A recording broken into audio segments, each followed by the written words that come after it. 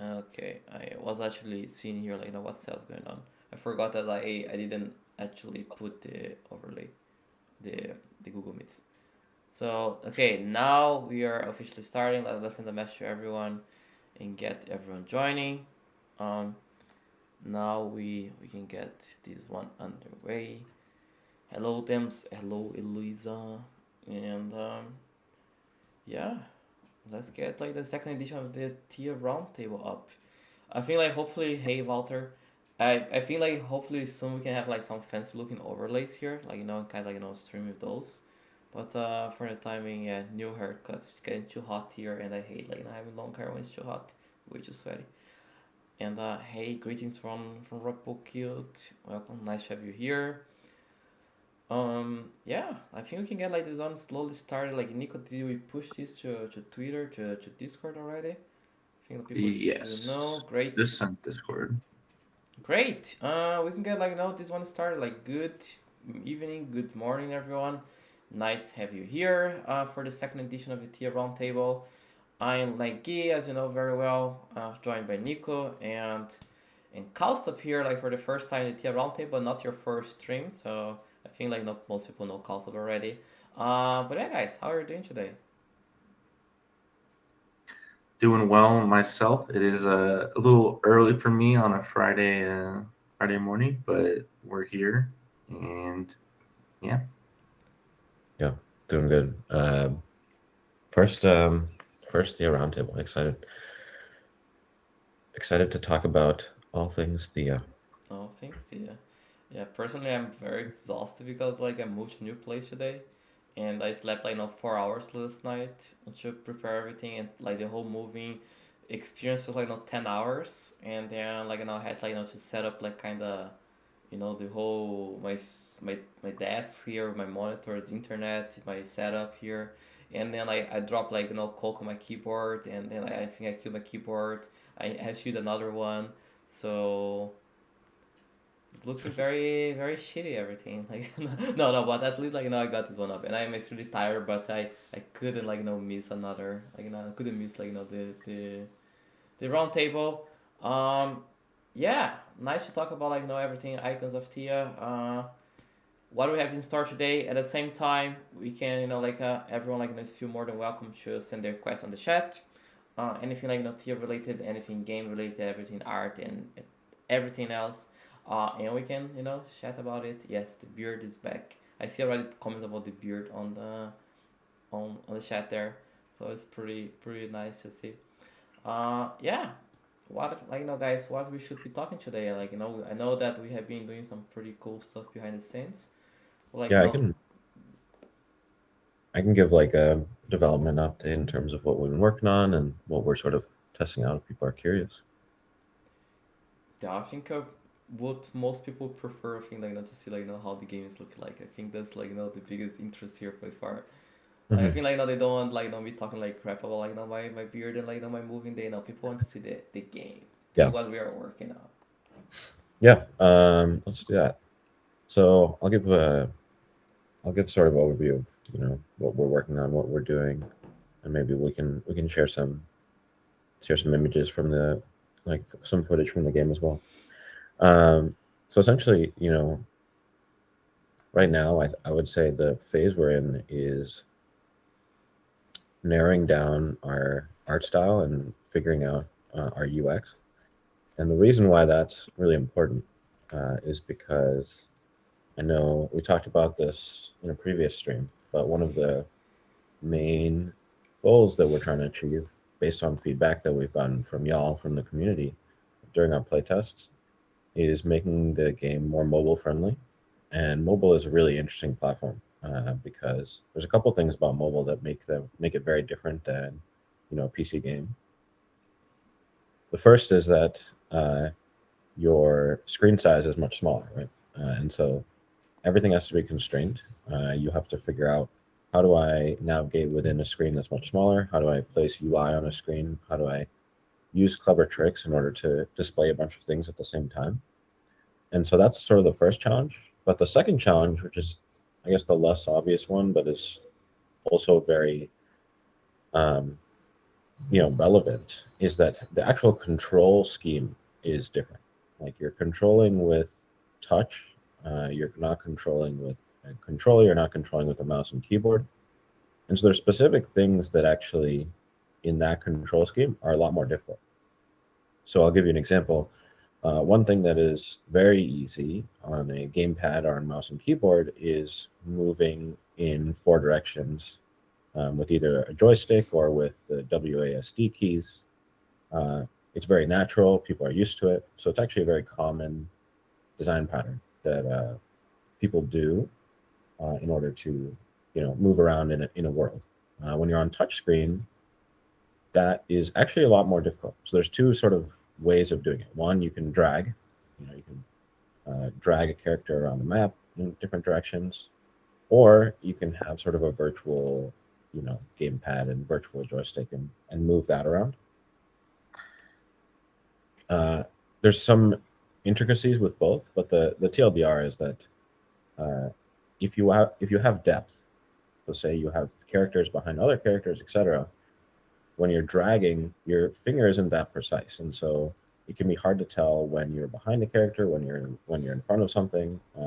Where is the depth perception of that character? And then the the joystick, the virtual joystick on the touch controls works, but it takes up a lot of real estate. It feels also just like a little different. I know there are some games successfully do it, but it just feels very different than using a normal joystick. So there's some interesting trade-offs you have to kind of take when you're designing for a mobile screen. And so that's why a lot of our focus, this long-winded explanation was basically a lot of our focus the last, I would say, week to 2 weeks has been on what is the optimal UX for being able to navigate around a mobile screen in a really effective way. And doing a lot of testing around that and working with Fino, our art director, on how do we design our characters and world in order to fit that and things like that. So, that's like a really interesting challenge that we've now been facing since our focus on a mobile experience, which has been a lot of fun too. I mean, it's cool problems. They're interesting problems, but I can show some of the screenshots from the stuff we're trying out. I would say none of this stuff is stuff that we've settled on, but it might be interesting for y'all to see how does this thought process actually play out visually. I think I have the that's most recent pulled up here. So I'm going to share the most Okay, recent. perfect. Yeah. Okay. yeah, I think that's what everyone wants to check out. I think how we have been working how we want to find a solution that brings the best experience in mobile for our players. Yeah, this one here. Yes. So, Nico, do you want to walk through it a little bit? Basically, like, um, you can see that the map that we're building uh, has squares that represent tiles that you can move around, but there's also objects on the map. And so part of the problem I was talking about earlier is like how do you navigate around those objects? How do you navigate around other characters? Things like that. Yeah, and I think we've been exploring a couple different styles, a couple different perspectives. We've been exploring like this top-down perspective. I think especially going into it, it's been very interesting to see how many small things like make a difference and how many things are worth exploring and testing. And I think so far we've made definitely a lot of progress on this. As well as that, this map specifically, I think, as you guys can tell, is definitely Diggy inspired, and that's Yeah. kind of the direction we're going there. And I think Geek can maybe talk about that a little bit more as well. Yeah, as Nico said, this first map's gonna be more dig inspired. We have a pretty nice, kind of. We want to work, develop our factions, bring out the stories, the background around our factions, and we want to have our maps, with different settings, representative of each of the factions that we have in the game. So if you see, this map concept here is very nature oriented, there's very and clearly East Asian touch here, clearly with from the terrain itself, from the I don't know what's the name of these flowers in the water. I forgot the name of them, The lilies. the lead, Lily.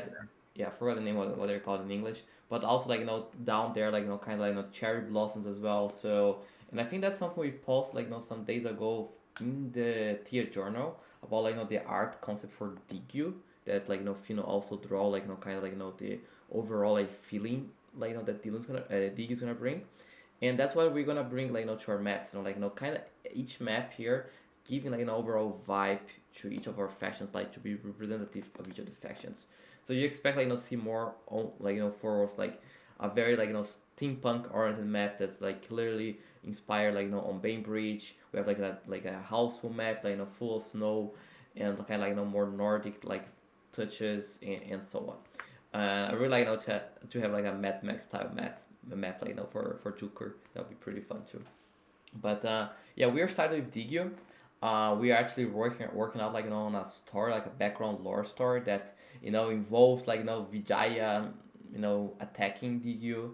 Like I'm not gonna like throw much spoilers on that. Yeah, and like we are kind of like finalize the details. But it's pretty much like our first story that we want to tell in Tia through the gameplay, through the game. It's like it's an ever evolving world, and we want like to tell you guys like these stories like what's going on in the world, and give you the chance like to be a part of it like by playing the map you know on which like the stories are taking place. So the first of all like is gonna be about like a Vijaya aggression of like a Vijaya attack on Digio. uh let's say that like this attack is led by the person who is like the icon who is showing right now on the screen there. So like Verbo is gonna be obviously involved as being like one of the main characters for Vijaya. So we plan like to do something super cool. That we're gonna like release more spoilers as time goes by, like some of the overview, like some of the kind of like sneak previews, a little like teasing here, teasing there. And yeah, we have a lot of cool stuff planned. But yeah, you expect like to see you know DQ like being represented like as a map first, and then we move on with the other factions. But yeah, no, this map looks absolutely amazing. I'm pretty excited. Like can't wait to see like what we are working on, and we can keep showing to everyone. Yeah, one other thing I'll add on there on the story front is I think Guy is, you know, our lore master doing an awesome job of building these narratives. But in the end, like I think one of our goals is also to make the community, part of this story and feel like you're living this story as well. So it's not just, you're hearing about the story, this is what is happening. It's like we really envision a world where the community is being able to build on it and affect it and feel like it's a living world. It's not just a passive narrative, and that's really cool. And the characters that you have in the game and that you're developing, they feel like your own characters. They feel like they have their own unique histories, etc. So uh, we want to build a really rich world with a really interesting backdrop and conflict and make it, something that people want to get involved in. But we also want to make sure that uh, y'all are involved and feel like that the story is something that you're shaping along with us. Exactly. Like, it's not only about like playing a game, like being like seeing like a story being told in front of you, but it's also participating, like have like an input on how like how the story is gonna be told. And I think like that's one of the things we definitely want to emphasize here, like that our players gonna definitely like play a role at determining how the storyline is gonna evolve, proceed, and so on. Yeah, this one looks absolutely like amazing. Like any other like teasers that we can show right now, like other pieces here that we have. I have been a little like absent like last couple of days like because of my moving like busy time. So I Did don't know we like show the Did we show the environment, the Dig Your environment sketch already? we did on the tier journal, but we can show here obviously. Do you want to just do the theme journal, or do you want to just show the environment art? Yeah, I think we just can put up the TN journal, and I think like now for everyone like I think we can send in the chat as well like the TN journal. Kind of like we also release every 2 weeks or kind of like development like update like development diary where we like write down like in more details like what's going on development wise. And on this week like in this week we had the chance like to to show a little more about like environment art that our art director Fino did for Digio. I think like Nico, you can present the one. Yep, PM. just Yeah, and everyone, like, if you have their questions, like, feel free to start asking them on the chat. Oh, sorry, like, I'm little, like, spring allergy. I absolutely hate it. In Korea, it's actually insane how it is, like, with allergy stuff for me. But, yeah, let's, somebody's sorry. asking about a story mode in Hmm. game. Good question. Personally, I'm I'm a big fan of like having like a PvE mode, which is like very story driven, like telling much story, like because our main focus is PvP, main players that have playing against other players in the map, and win the game, and you play the experience like a lot of times because you wanna climb, wanna improve, wanna become a better player. But I really see like a future for us where we have like a fully PvE driven mode where the focus of it is telling telling stories and have you be part of the stories in a player versus environment ecosystem as well. So I really how let's say Warcraft 3 had a very active, very big mainly multiplayer PvP scene, but it also had a very engaging story. We actually was how what introduced me to the whole Warcraft world back 20 years ago. So I that's something we definitely you know consider obviously something after our main game and main experience is released, but why not?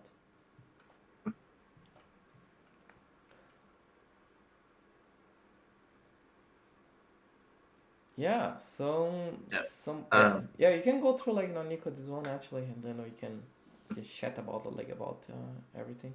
There's a question about how big the maps will be like and the grid size. That's actually something we are testing out right now, different sizes. I think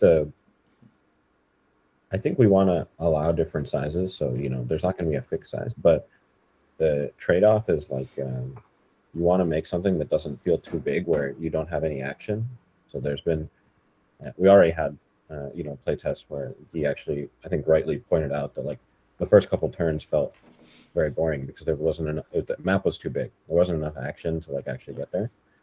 So you want to make sure that your map is small enough where you get into the action pretty quickly, but at the same time you want it to have enough variety that you're able to, the terrain and things matter a lot, and positioning is important. So I think right now we've been testing with 6x10 map, which might actually be a little too big, but it kind of depends also on how the terrain is structured, etc. So we've also looked at 9x5. Um, we've looked at a full square map like 10x10, and then you can pan around and scroll too. So we've looked at a couple different sizes, and I think it's going to come down to what feels the best and what feels like you're able to position, but you're also in the action right away. Yeah, I think that'll definitely be pretty exciting to test out. I think maybe to summarize a little bit on that as well, but we're just trying to find the sweet spot there of fun to play, but not too limiting. Precisely. So looking back at the Thean journal here, obviously a huge update for us was finalizing Trailblazer Tomo. And if you haven't yet, make sure you update your metadata. I love this skin so much; it's very cool. What do you guys think? Yeah, this It's one is amazing. it's very fiery. Lots of flames. No, it's amazing. Absolutely, the details here are absolutely fantastic here. It's I think it's a very the skin definitely word of Tomo. It's cool. I thought we were gonna release this a couple days earlier, and then our art director was like, "Wait, there's a couple in the word changes I need to make," and they're just little details. Yeah. I compared the before and after, and they're tiny little details. So if you get a chance, really look at some of the details in the skin because Fino's put a lot of effort into making it look really, really, really cool. I think we can zoom. Yeah, we can show later. But yeah, I think there's a bigger picture on Discord. You can zoom in and check there. Yeah, definitely pretty awesome. A couple more questions in chat over here. What icon are available for free to play players? To answer that pretty quick, I think we talked about it a couple times, but our plan is to have a free-to-play rotation type of thing, similar to League of Legends, and you'll have like a bi-weekly or a monthly type of rotation where a few of the icons are available to play for free, and they won't gain valor or glory like the NFT icons will. But yeah, it's kind of how that system will work.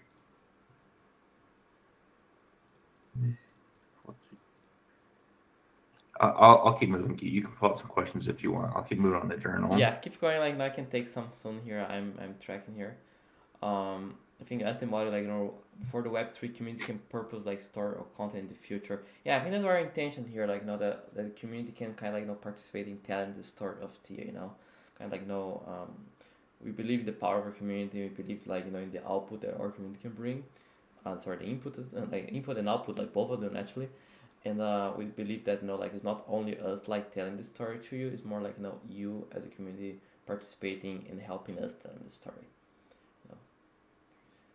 More like I think like bottom top than like top down, like kind of like approach here. Right. Yep. And looking back at the journal over here, Kaustubh kind of touched on all this, and as we kind of mentioned, exploring our art style, exploring the game perspective, and then as well, really putting mobile first. And then we have our test flight screenshot here. We actually have a 0.6 version now. Moving along. Yeah, I actually have an app here. Like that's so awesome to see. You know, this one doesn't sound super exciting, but I can tell you as a technical person, this is a big milestone. Like getting our build set up for both Android and iOS.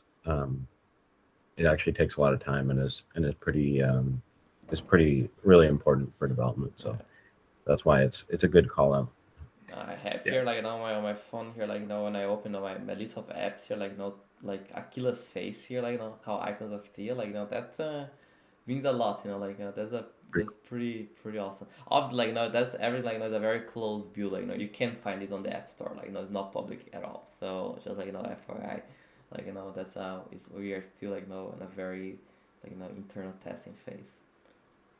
And kind of as Kaustubh mentioned, I think that's super important is we've had a lot of people ask which one we build on first, iOS or Android, and we're going to prioritize one or the other.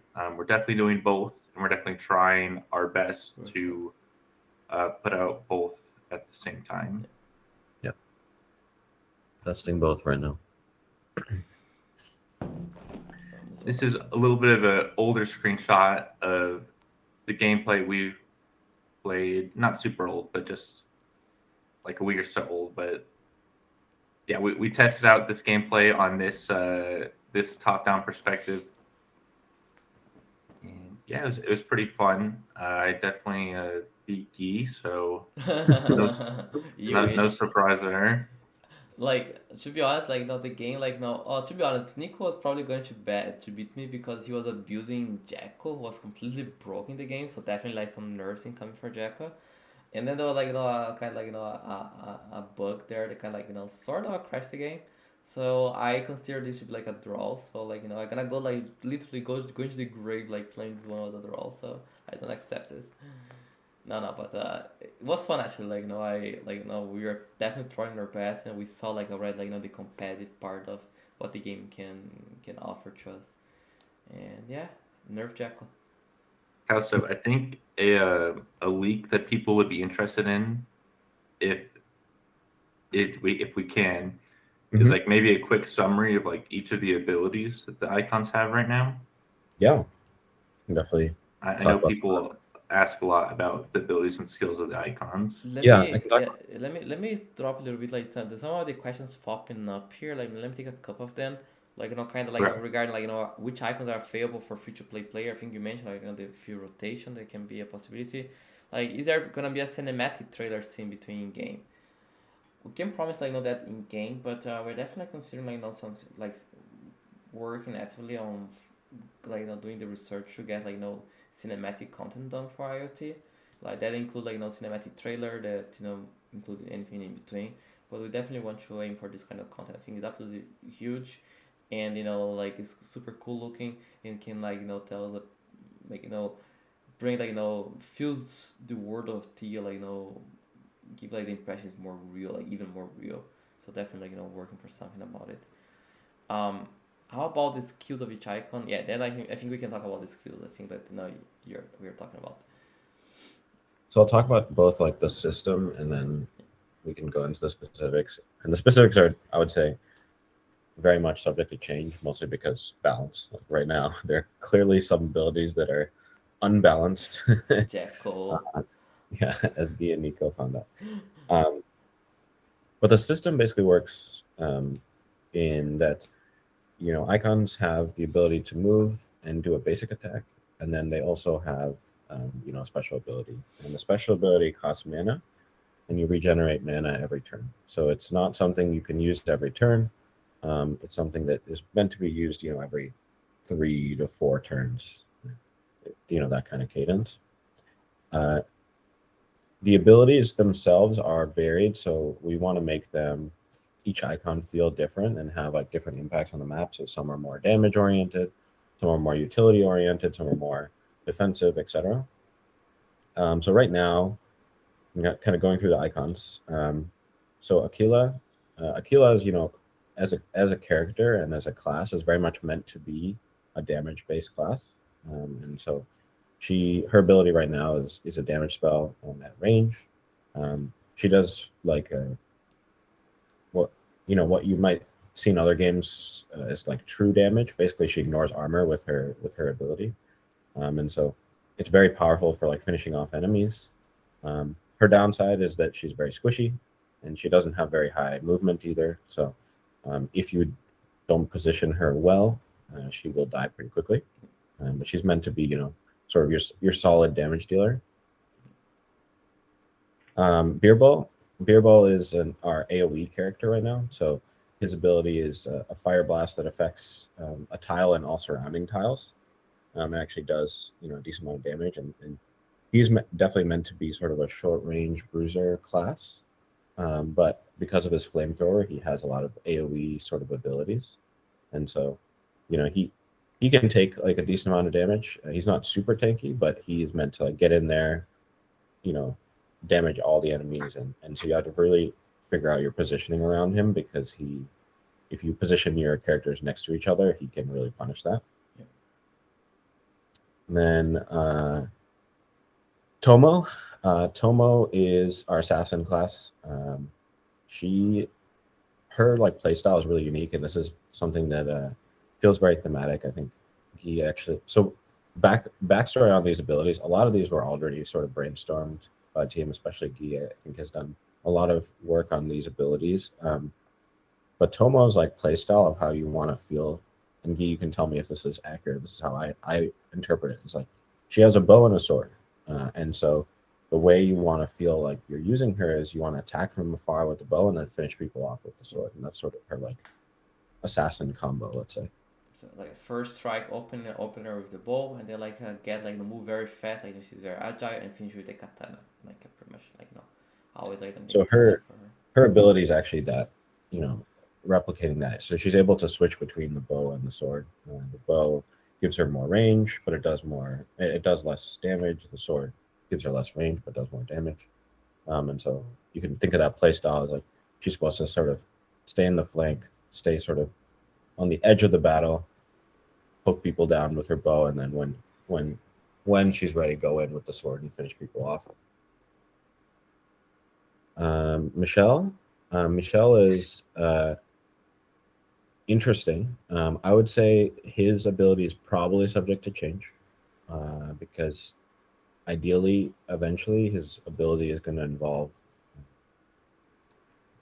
the thematic idea of his Colossus and being able to summon it.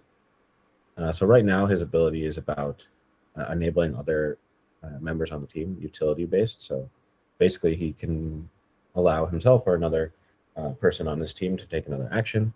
I think in the future we will probably looking at him to be more of a summoning character, though, being able to summon the Colossus to be able to control it. And then Jacko is totally broken right now, much to Nico's enjoyment. But he has a long range right now. He has the scrap gun, and so he can deal damage. Then he also cripples enemies, so they have reduced movement. And so he's meant to be sort of a longer range character. I think we're gonna have to tone it down though, because he's a little bit too broken right now. So we're gonna have to figure out something else there. But that's how he looks right now. Florence is our healer class. Very straightforward. She can heal people. That's that's her core identity, and I don't think we're going to change that drastically. Her whole kit is going to be revolved around keeping your units alive. So that's really important. And then finally, who am I forgetting? Selena. Selena. Oh my gosh. Selena is our tank, and so she has a lot of base stats, high health, and she's meant to, be CC and stop people. So she can stun a unit, and basically the play pattern you want with her is like whenever Tomo or Akilah gets into range and they're about to like attack someone, stun them, make sure they can't do anything, and then finish them off with someone else. So she's meant to be your front line. She can take a lot of damage, and she has a lot of CC.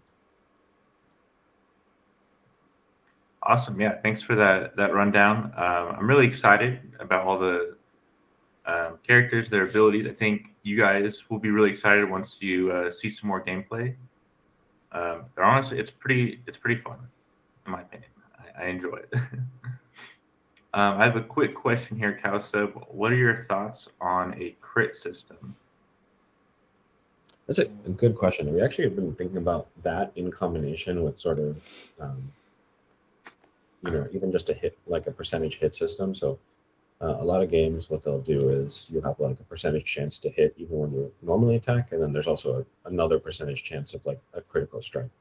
The percentage chance to hit when you normally attack feels really bad when you miss, especially in a competitive game, because there's literally nothing you can do about it.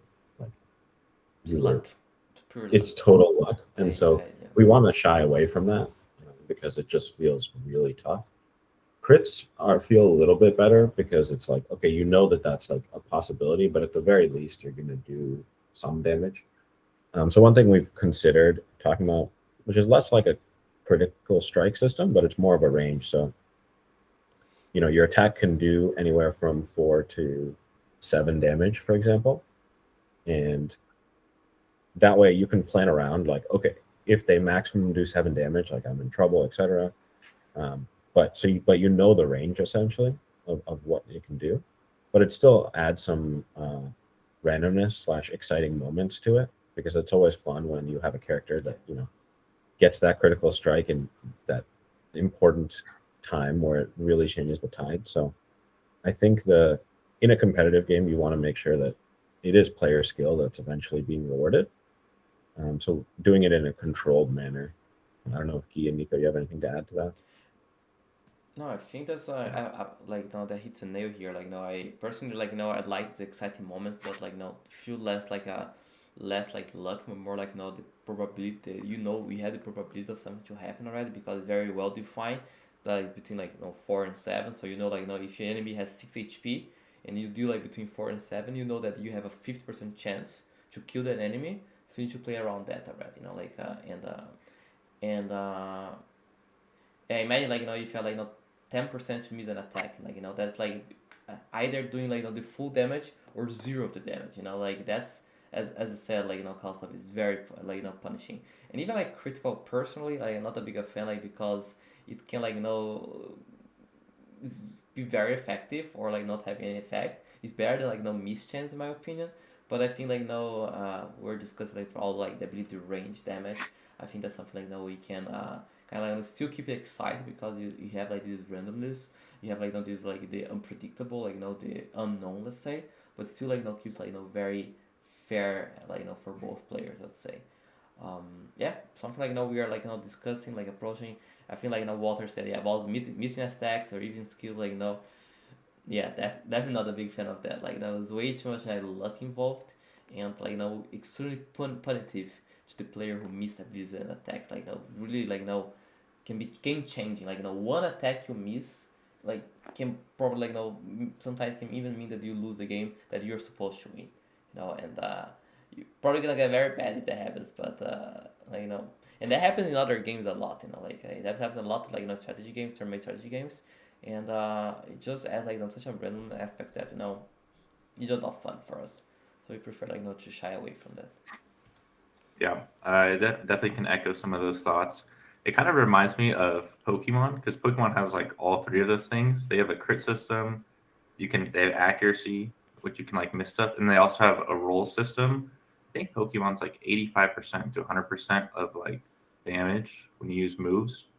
I think that is there's definitely interesting stuff there where it's like you have a 66% chance to three shot and like a 33% chance to two shot something. Like stuff like that I think is pretty interesting and definitely doesn't feel bad for both sides. I do think that like missing stuff can definitely start to feel pretty bad. And same with I think I'm kind of indifferent about crits. Sometimes crits feel normal and okay, and sometimes they feel like game breaking. Yeah, so I come, I've been a card game player for a long time, and there's obviously a ton of randomness in card games. Yeah. One of the things that I would like to see, like for us, sort of on the spectrum, is we're closer to card games like Magic and Runeterra as well. In terms of, there's obviously randomness. It makes it exciting, but it's not game breaking. I've played a lot of Hearthstone. I love the game; it's a great game, but the randomness is game breaking. Like, there's no doubt about it. And I think the designers would say that too. That is kind of the point. They want you to feel like every game is super different, and so the randomness really, you can lose a game off a single random draw or whatever. And we don't want to do that. We want it to be more competitive. We want it to be player skill to be the primary determiner. But things like controlled randomness in ranges, or even things like randomness with counterplay. So one thing that is really interesting in a lot of these games is if you can have a random effect, but it doesn't occur until X amount of turns later. So like something random happens, and then it only occurs later, then that's something that your opponent can plan around, right? Because they know in 3 turns or 2 turns or whatever, this is going to happen. So although the effect itself, you don't know the effect until it actually happens. Like, you have some way of counterplaying around it. Those kind of effects, I think, are really interesting because you get that excitement of what's going to happen, but it doesn't feel terrible for either the player or the opponent because everyone can plan around it. So, like spawning a Drake. Yes, Exactly. a Drake's that. great. You know what's going to happen. You don't know which one. You don't know what it's going to look like, but you know what's going to happen. Exactly. But imagine like you're 1 turn from winning the game and then your final attack misses, and the opponent comes back and you lose the game. You're gonna like just throw your phone away, like something like that, Feels bad. Feels bad. Yeah, no, I think that's a very interesting topic like to discuss here, like how we want to address, and we actually in turn discuss a lot. So that's why really like to see the community's feedback on that. So I see a lot of comments here, like talk about it. Yeah, pretty cool stuff. I think from our part here, regarding Theia, the Theia journal, we don't have any new answer. Yes, let's go down. I think to to dig you environment here, explore and tone concept from Finn, as you can see here. Again, this very clear East Asian outlook to Digyu. Cherry blossoms, waterfalls, architecture. Looks pretty awesome, and I think that's the tone we want to set for Digyu, and you can see part of that already on this new map concept we have. So yeah, Kaustubh, Nico, carry me. I'm too tired, to say something properly. You're good. The other thing I was going to say about Digyu, one of the concepts we're exploring, especially with this specific thing, is this idea of the upper city and the lower valley, and so the city, it lies on top of this this plateau essentially, and you can see the waterfalls that fall into this lower valley, and the lower valley also has a lot of interesting sort of lore and history behind it too. So I don't want to spoil too much about what is going on in the lower valley, but let's say that it has a very thematic impact on the characters. It has an important architecture or landmark that's very important for the world in the lower valley. And so it's a really interesting dynamic of, there's this upper plateau where the city and the people live, and then the lower valley, there's this like mystical force living. And you'll see that explored in our maps too. You'll see sort of both of those settings explored. And it gives a really interesting backdrop to the first story that we are going to present, because they're both, right juxtaposed next to each other, but they symbolize very different things. So I'm very excited to unveil more about this story. Yeah, I think Kaustubh summarized it way better than I could. I really, small detail, I love the red trees, and it definitely hones in the Diggy faction color, which is small detail for me, but I absolutely love it. And I think that Diggy is looking super awesome. And I'm really, the environment to in-game map transition is really cool. And I think that you guys are really going to like this map and what we have in store for the other ones coming up later. Yeah, one thing we're actively trying to do is build out concepts for all these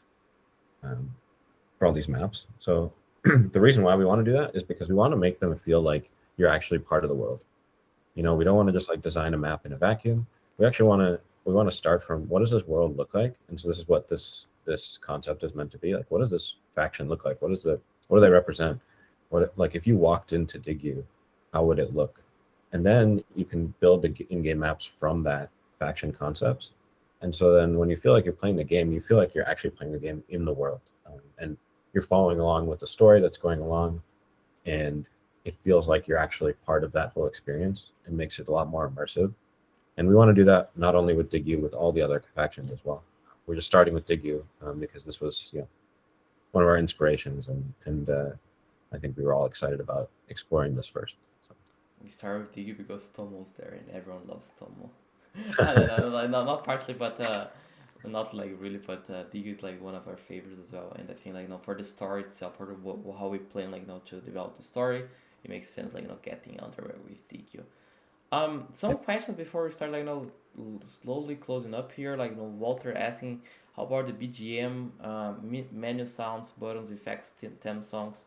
How do the team handles that? Oh, that's a great. Oh, we could actually. It's, you can't really do it over Hangouts. Can? Oh, actually, we never showed that, right? We never showed it. Would the quality be all messed up though? Probably, as we have some sound samples actually, like soundtrack samples already. Actually, we never mentioned that actually. Like, I forgot completely. Like, about to mention that. They're really cool. We just hard like to show them actually. Like, great question, Walter. Then like, no, can try showing this actually as a sneak preview? Yeah, let's try. Let's try and see if we can. Maybe we can put a sample in the Medium article or something, so you can listen to it. Yeah. I'm a little worried about showing it on stream because I feel like the quality is going to be messed up, and I want it to be listened in its full entirety. But yeah, we're working with a sound designer and a producer on our soundtrack, and both also not only soundtrack, also sound effects as well. So doing both those things, I would say we're pretty early in that process. We only have a couple samples of what the themes would sound like. Like 30-second clips that are more like just what is the main theme, what is this, what is the style we're going for. But that's something that we're actively working with someone on, and we're going to continue to develop. I think ideally we'll have music that is thematic to the game, and then also music that's thematic to each of the factions. That's sort of my ideal goal eventually, but it really depends on, I would say, the process of the way we're working on it is you build the environment and the art concept, and then you come in with the sound and see how that complements each other, which I think those two have to work really harmoniously, no pun intended, in order for it to feel really good. So, but yeah, I think we can share that. I don't know how to share it on stream. We can try uploading on Discord there actually, like saving the file and like doing an announcement on Discord. That's something actually we can do actually. When should we do that? Like maybe next week, maybe to create some hype here. We can do that. That'll be pretty fun. That'll be fun. That's a good call. I totally forgot about that. Great call, actually. Yeah, we have been doing so many different things, like especially write now art and the game design itself, and we forgot that actually we have actually some work done on the sound part. So thanks, Walter, for the question, and we could follow up on it. To wrap, game Clash gameplay is really close to the main one. Well, technically, Icons Clash is the main game in the sense that Icons Clash is a game mode of Icons of Theia, just like let's say Aram is a game mode of League of Legends. It's saying just say that Icons Clash is a game mode of Icons of Tears. So it's much you're going to be playing the main game already. Let's say in these terms. Once we have testing sections like alpha, beta, etc., you're gonna be playing the main game. It just happens to be our first game mode, which more specified to a very more faster paced gameplay, 3v3 icons for now, instead of the plan 5v5 with destroy the base objective and such and neutral objectives, so it's more much more fast paced. But it all the core mechanics of Icons of Steel gonna be there, say our intentions at least. So yeah, kind of it's the main game already, just a different mode. Yeah. Any before I think we got most of covered today.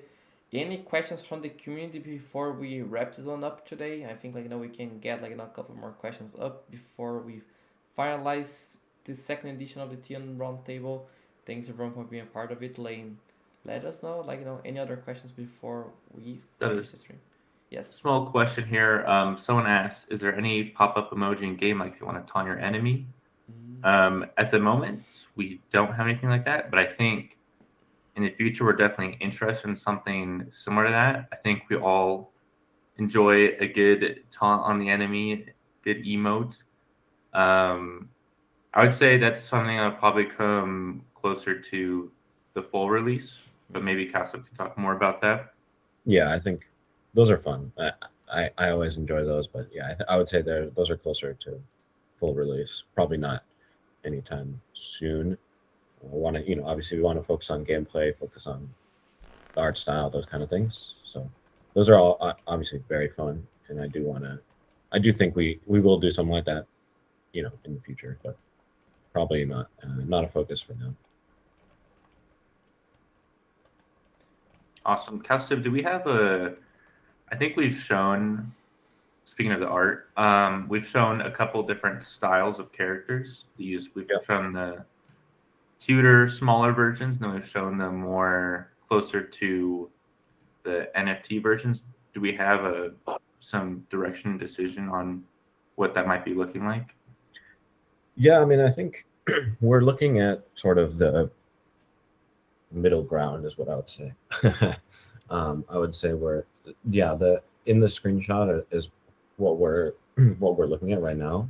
The reason for that is twofold. One, the full characters on a mobile screen, you just lose a ton of detail.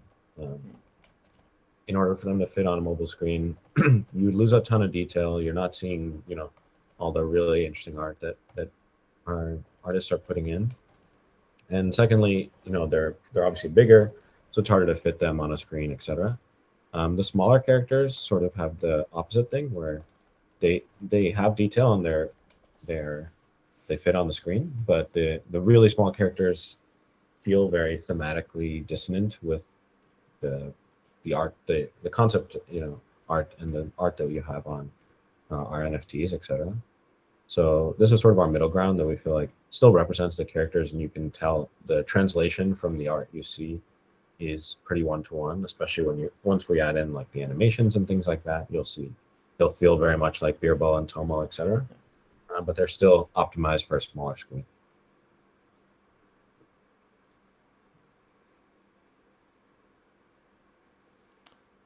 Yeah, amazing stuff. Sorry, I'm a little shutting that off here that today. That has been a tough long day. He's been moving. Yeah. Sorry, Costa. No, I said he's been busy moving, so I busy don't. Moving, oh yes, about that has been a wild day to say the least. Yeah, I think we can have one more question here. Yes. Will there be crit and heal? Not super defined. Yes. Stun, sleep, invulnerability, evasion, buffs, debuffs.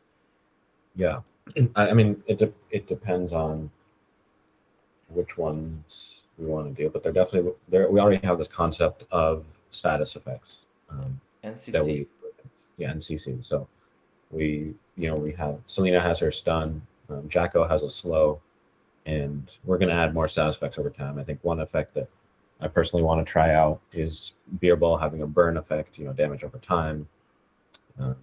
There's already sort of a concept in the engine of status effects, and we can add a bunch of different ones, uh, and Yeah. we probably will. So Personally, I would like abilities that displace enemy icons. Let's say hooks and pulls and kind of like grabs, or pushes or shoves. Because with the terrain playing a role in the game, let's say if you're on high ground, you might have right now you have better stats, or you can pass water, and then we can have forests or brushes that reduce incoming damage and etc. Being able to displace your enemy and shoot unfavorable terrain can really play a big role in in the path to win the game. So that's something we definitely studying as well to get some yeah displacement abilities that affect that in the game too.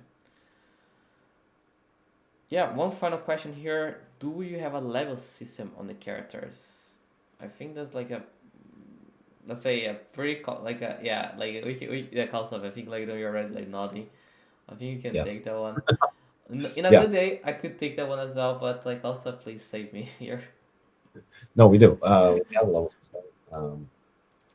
They're actually the level is stored on the NFT itself. So the coolest thing about the level system is not only are you know leveling up over time as you're playing the game, it's all stored on the character itself. So your character will grow over time and become stronger, and all your accomplishments with that character are stored on chain.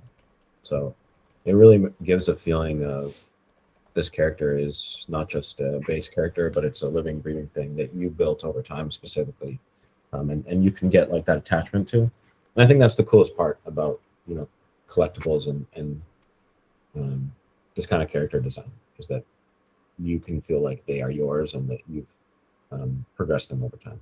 So, Yeah. short answer, yes. And final question here, can the icons be sellable? Big yes, they are NFTs, so you can, they belong to you. You can do whatever you want to them, including selling, trading, gifting away, throwing them away. Don't do that. Burn them. Gifting, burn them, whatever. You can do everything you want. No, they're yours. That's They're the beauty of yours. That's the magic here, right? you can do what you want with them. And we have the OpenSea right now. I think we can get a OpenSea link on maybe on the Twitch chat there. And if you want to check it out, legend. But yes, long question short, definitely a big yes. Yeah, I think we can wrap it on this one. Wrap Yeah. this one here. Yeah, Transpires, thanks for Joseph got already. The Filipino inspired icon. I actually was doing a lot of lore on her this week. Actually, before moving, I actually was rewriting, adding more backstory and stuff. It looks pretty cool. We're gonna team wise decide talk new icons in the next weeks. It's about kind of art direction. It's about product direction. It's about lore concept direction. So it's more like a team wide decision. Signing off the final kind of version of new icons. But definitely looking nice. I think the feedback received from the teams that they really like the concept. Not gonna tell names. I think I made a promise to the Filipino community that I gonna only talk the name when we get to 1,000 Filipino tagged users on Discord, and I think we are close to 900. So if you get 1,000 Filipino users, you need to send me a message so I can reveal the name of the icon. So yeah, gonna keep you guys updated on that for sure. Yeah, thanks everyone for the questions. It was pretty fun as It's fun. usual. Thanks Nico, thanks Kaustubh for joining. And as usual, any questions, anything to bring it up to us, Discord is the place to go. And keep inviting your friends, keep inviting your communities. Like, a lot of great stuff coming up for IoT in the next weeks, next months. And I think like now we want to start offering, like Kaustubh, you can correct me, but throughout May, throughout like early June, we gonna offer test versions, like test events for our community, and we definitely want to have you as a part, like helping us testing, having playing the game, feeling how icons of T is like looking like. So I think we want to do like starting of like middle of May or mid late May, right? Kaustubh is a Yeah, original plan. yeah, I think we'll definitely be wanting people, pretty soon to be testing out builds and giving us feedback and telling us how broken Jacko is. Yes, and how hard we need to nerf Jacko.